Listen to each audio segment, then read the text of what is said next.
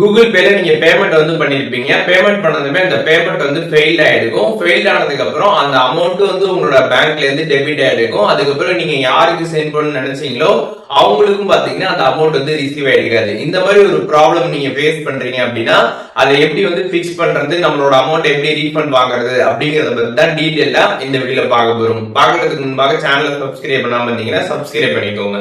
வீடியோக்குள்ள போலாம்.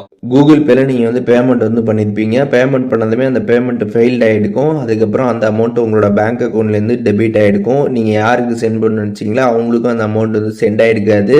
ஸோ இந்த மாதிரி ஒரு ப்ராப்ளம் எதனால் வருதுன்றது தெரிஞ்சுக்கணும். இது பேங்க்கில் இருக்கக்கூடிய ஒரு சர்வர் ப்ராப்ளம்னால வரும். அண்ட் அதுக்கப்புறம் யூபிஐயில் எதுவும் டிலே ஆனாலும் இந்த மாதிரி ஒரு ப்ராப்ளம் வரும். அதுக்கப்புறம் நெட்வொர்க் இஷ்யூனாலும் இந்த மாதிரி ப்ராப்ளம் பார்த்தீங்கன்னா வரும்.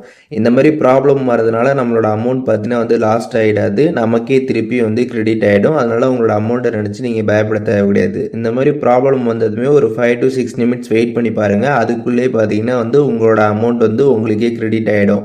அப்படி இல்லைன்னா 24 ஹவர்ஸ் வரைக்கும் நீங்கள் வெயிட் பண்ணி பாருங்கள். 24 ஹவர்ஸ்க்குள்ளே பார்த்தீங்கன்னா உங்களோட அமௌண்ட் உங்களுக்கே கிரெடிட் ஆகிடும். கிரெடிட் ஆகிடுக்கான்றது நீங்கள் செக் பண்ணுறதுக்கு உங்களோட பேங்க் ஆப்பில் போய் நீங்கள் செக் பண்ணணும். பேங்க் ஆப்பில் ஸ்டேட்மெண்ட்டில் செக் பண்ணி பார்த்தீங்க அப்படின்னா உங்களுக்கு அமௌண்ட் வந்திருக்கிறது ஷோ ஆகும். நீங்கள் எந்த பேங்க்கில் அக்கௌண்ட் வச்சுருக்கீங்களோ அதற்கான ஒரு நெட் பேங்கிங் ஆப் இருக்கும். அதில் போயிட்டு நீங்கள் ஸ்டேட்மெண்ட்டில் செக் பண்ணி பார்த்தீங்க அப்படின்னா உங்களுக்கு அமௌண்ட் நீங்கள் செக் பண்ணிக்கலாம். அப்படி 1 டே ஆகியுமே உங்களுக்கு வரல அப்படின்னா நீங்கள் 2 to 3 ஒர்க்கிங் டேஸ் வரைக்கும் பார்த்தீங்கன்னா வெயிட் பண்ணி பார்க்கலாம். அதற்குள்ளே பார்த்தீங்கன்னா உங்களோட அமௌண்ட் உங்களுக்கே கிரெடிட் ஆகிடும்.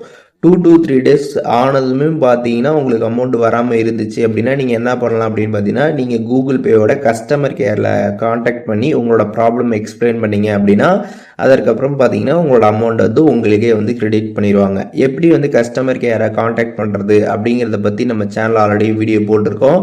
டிஸ்கிரிப்ஷனில் லிங்க் கொடுக்குறேன். அதை பார்த்து நீங்கள் செக் பண்ணீங்க அப்படின்னா கஸ்டமர் கேரை காண்டாக்ட் பண்ணி எப்படின்றது நீங்கள் பேசிக்கலாம்.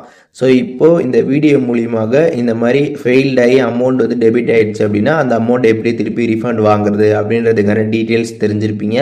இதில் எதுவும் டவுட் இருந்துச்சு அப்படின்னா கமெண்ட்ஸில் மென்ஷன் பண்ணுங்கள், நான் எல்லாருக்குமே ரிப்ளை பண்ணுறேன்.